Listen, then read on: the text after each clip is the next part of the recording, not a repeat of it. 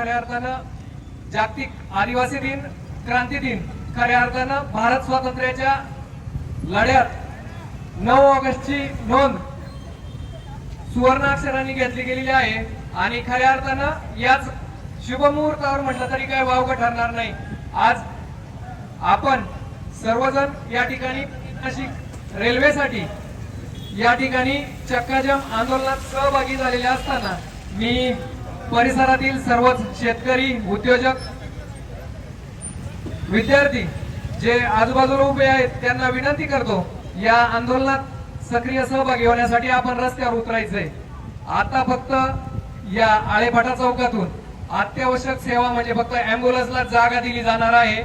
यासाठी सर्वच आंदोलकांच्या वतीने सर्वच ड्रायव्हर बंधूंना विनंती आहे, आपण आहे त्या ठिकाणी आता शांत थांबून घ्यायचंय। फक्त अँब्युलन्स साठी जागा राहील त्यासाठी फक्त रस्ता थोडा रिकामा ठेवायचा आहे।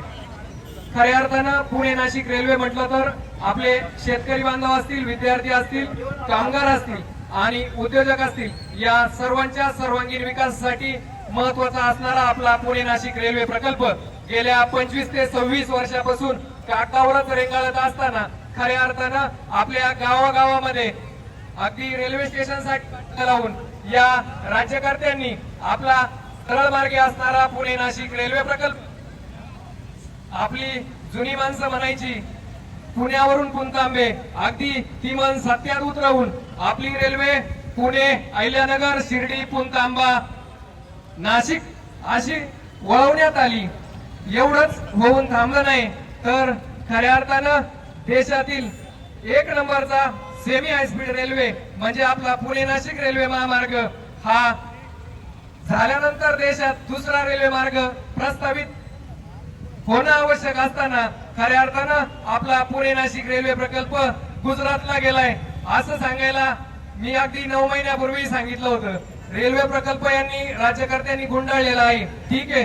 देशाचं प्रमुख नेतृत्व जरी गुजरातचं असेल, आदरणीय मोदी साहेबांनाही विनंती असेल गुजरातचा विकास अवश्य करा, पण तुम्ही पळवापळवी करू नका। मुख्यालय असतील, रिझर्व्ह बँकेचे मुख्यालय तुम्ही गुजरातला हलवताय, तुम्ही इथले महाराष्ट्रातले प्रकल्प गुजरातला हलवताय, हे कुठेतरी थांबलं पाहिजे। तुम्ही भूमिपुत्र आहात, त्या भूमीसाठी तुम्ही अवश्य विकास कामं केली पाहिजे, पण यासाठी दुसऱ्या गावांचा, दुसऱ्या भागांचा विकास थांबवणं हे अतिशय निंदनीय आहे, असं तरी काही वावगं ठरणार नाही। अश्विनी वैष्णव साहेबांवर टीका होते, मी आवर्जून सांगेल या आपल्या महाराष्ट्रातील जवळपास 17-18 मोठी गावे ज्यावेळेस नेटवर्क पासून त्यावेळेस अगदी तात्काळ दखल घेऊन त्यावेळेस अश्विनी वैष्णव साहेब दूरसंचार मंत्री होते। अगदी महिन्यात दूरसंचार म्हणजे नेटवर्कचा प्रश्न मार्गी लावणारे अश्विनी वैष्णव साहेब आज रेल्वे प्रश्नी खऱ्या अर्थानं कुंभकर्णाची झोप का घेत आहेत? कारण ही एक निंदनीय बाब म्हणावी लागेल। आपल्या या भागाच्या सर्वांगीण विकासासाठी पुणे नाशिक रेल्वे प्रकल्प हा खऱ्या अर्थानं महत्वाचा आहेच आहे, पण खऱ्या अर्थानं आपले रेल्वे मंत्री पुण्यामध्ये येऊन आपल्या पुणे नाशिक रेल्वे प्रकल्प रद्दची घोषणा करतात आणि आपल्या लोकप्रतिनिधींना फोटो सेशन करण्यासाठी दिल्ली येथे जावं लागतं, हे खऱ्या अर्थानं दुर्लक्ष आहे।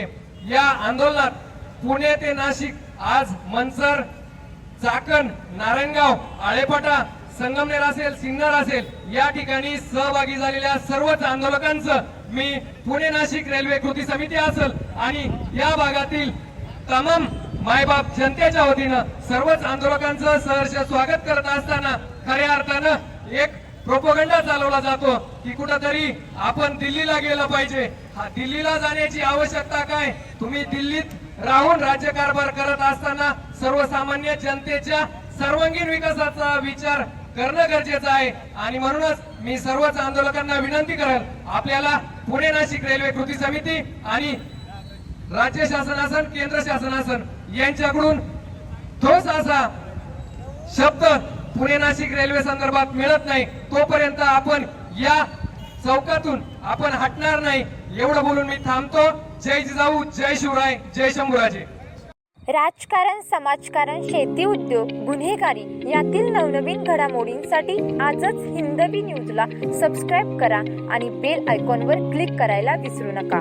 महाराष्ट्रातील एकमेव निपक्षपाती चॅनल म्हणजे हिंदवी न्यूज. सर्वसामान्यांच्या न्याय हक्का